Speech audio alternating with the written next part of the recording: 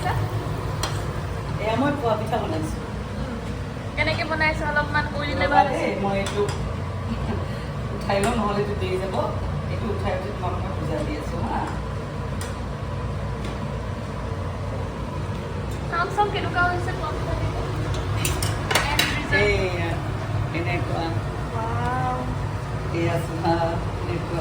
এইখিনি মোৰ বনোৱা হৈছে এতিয়ালৈকে এইখিনি বনোৱা হৈছে। কেনেকৈ বনাইছা এতিয়া ষ্টাৰ্টিঙৰ পৰা ধুনীয়াকৈ কৈ দিয়া। আচ্ছা, প্ৰথমতে মই জহা চাউল অকণমান মই মানে ধুই পেলাই তাক মই অকণমান শুকাইছোঁ, ডলাত শুকাইছোঁ। শুকাই উঠি সেই জহা চাউলটোৰ পৰা মই এই গুড়িটো বনাইছোঁ মিক্সিত দেই। এইটো মিক্সিত বনাইছোঁ, এই গুড়িটো তাৰ পৰা তৈয়াৰী হৈছে জহা চাউলটোৰ পৰা। এই গুড়িটোকে মই আকৌ গুড়িটো দি পেলাই লগত পানী, জুলীয়া গুড়টো, এইটো জুলীয়া গুড়, এই জুলীয়া গুড়টো দিছোঁ। এই জুলীয়া গুড়টো দি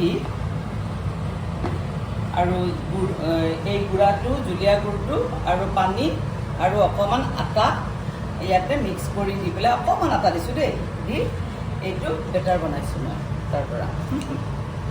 আৰু ইয়াত ইচ্ছা কৰিলে তোমালোকে মানে মানুহে ইচ্ছা কৰিলে অকণমান তুমি ফ্লেভাৰ হিচাপে এড কৰিব পাৰা। ইলাচি গুড়ি নহ'লে অৰেঞ্জ, আমাৰ যিটো কমলা টেঙাৰ বাকলিটো ইয়াতে মিক্সিত মাৰি দিব পাৰা। এই বেটাৰটো ইয়াতে বনোৱা হৈছে। বনাই উঠি কেৰাহীত তেল গৰম কৰিছোঁ। এইদৰে অকণমান বেছিকৈ তেল দিব লাগিব। দি এইদৰে কেৰাহীত লাহে লাহে বস্তুটো দি দিছোঁ।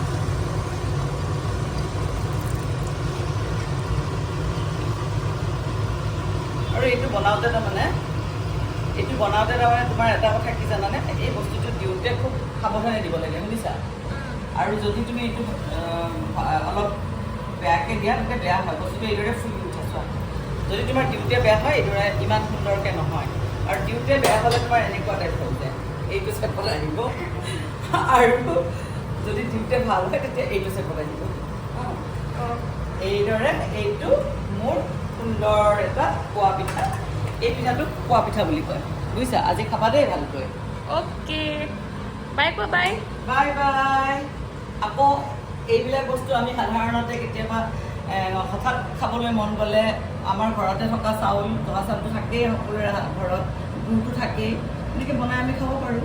গতিকে আগলৈ আকৌ এইদৰে কিছুমান বস্তু লৈ আহিম। এতিয়ালৈ আহিছোঁ, টাটা, বাই বাই।